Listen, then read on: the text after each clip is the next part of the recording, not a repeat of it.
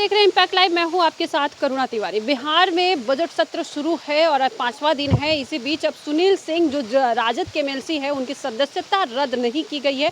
अब जब सदस्यता रद्द नहीं हुई है तो इसे लेकर भी कई तरह के तमाम जो सवाल है वो लगातार बनते आ रहे हैं। लेकिन अब देखिए कहीं ना कहीं जो जेडीयू के एमएलसी है नीरज कुमार, जो काफ़ी मुखर बोलते हैं और उनका एक साफ तौर पे सुनील सिंह के बयानों पर है कि जो जहां सुनील सिंह कह रहे हैं कि यहां जेडीयू की हार हुई है, मुख्यमंत्री नीतीश कुमार की हार हुई है, वहीं पर नीरज कुमार जो एमएलसी हैं वो सीधे तौर पर उनको कहे हैं कि ये जेडीयू की हार नहीं है, ये मुख्यमंत्री की हार नहीं है।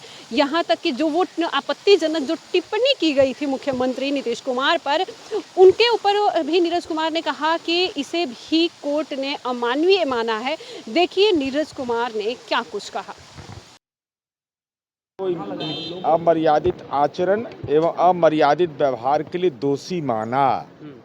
सजा के अनुपात पर उसने कहा कि सजा का अनुपात ज्यादा है। तो अब माननीय सभापति बिहार विधान परिषद ने जब अपने चेयर से इस संबंध में पूरा मंतव्य दे दिया हो तो उसके बाद तो किसी के अधिकार क्षेत्र में है ही नहीं।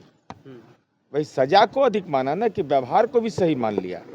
व्यवहार को तो सुप्रीम कोर्ट ने भी सही नहीं माना है। लेकिन यही उन्होंने सवाल किया कि अधिकतम सजा क्यों दी गई। आपने राम बच्चन जी को इसीलिए लाया आचार समिति में, तो ये सवाल उठ रहा है कि आखिर लोकतंत्र में क्या फ्रीडम। प्रोफेसर राम बच्चन राय से सीनियर कौन मेंबर है?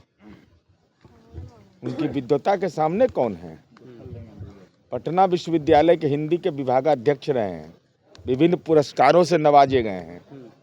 बिहार विधान परिषद में मैं अगर जानकार सदस्यों में से गिना जाएगा तो उनको गिना जाएगा। तो इसलिए कम से कम व्यक्तिगत टिप्पणी ऐसे चीजों पर नहीं करना चाहिए। तो उप सभापति है, मान रहे हैं कि जेडीयू हार मान रही है, सरकार अपनी हार मान रही है। जेडीयू किस बात का हार मानेगी? सबसे ज्यादा प्रयास नीतीश जी कर रहे थे उनको हटाने का। नीतीश जी का है लिखा हुआ कहीं? उन्होंने कहा कि हम आपको बर्बाद कर देंगे। नहीं, वो सदन की प्रोसीडिंग को पढ़ लीजिए ठीक से।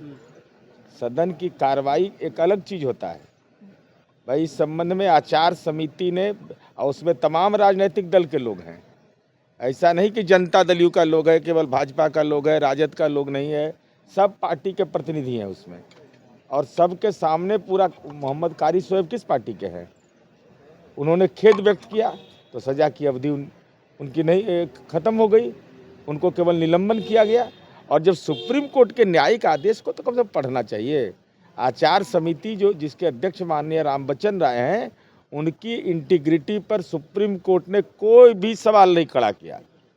उसके निर्णय पर केवल इतना ही कहा कि सजा अतिरेक हुआ है, लेकिन अमर्यादित आचरण व्यवहार के बारे में जो टिप्पणी किया गया उसको सुप्रीम कोर्ट ने भी सही माना। उन्होंने जब पीसी की थी उन्होंने फिल्मी अंदाज में पुष्पा स्टाइल में कहा था झुकेगा नहीं। अब तो झुकने के लिए तो उनके नेता जी झुकते हैं, हुजूर हाजिर हो गए, अब बचा हुआ कुछ। देखिए आपको बता दें कि जो बिहार विधानसभा चुनाव है इसे कहीं ना कहीं एक तरीके से देखा जा रहा है कि इस बिहार विधानसभा चुनाव में जो एमएलसी हैं राजद के, इस बार उनको सदस्यता मिल गई है। सदस्यता में कोई भी कमी नहीं हुई है कि उनके जो कोर्ट की तरफ से खारिज नहीं किया गया है उनकी सदस्यता को लेकर। लेकिन कहीं ना कहीं एक फिर से कोई सवाल खड़ा हो रहा है। देखिए सुनील सिंह का जो सदस्यता रद्द नहीं हुई, इसको लेकर तमाम तरह की अटकलें अभी भी एनडीए सरकार में बनी हुई है। और कहीं ना कहीं जो मुख्यमंत्री के लिए वो आपत्तिजनक जो भाषा का प्रयोग किए थे सदन में, पिछले साल की ही बात है, उसको लेकर जेडीयू एमएलसी जो है इनका इस पर मुखर कहना था। आपका क्या कहना है? अभी हमें साझा करें, देखते रहे इम्पैक्ट लाइव। धन्यवाद।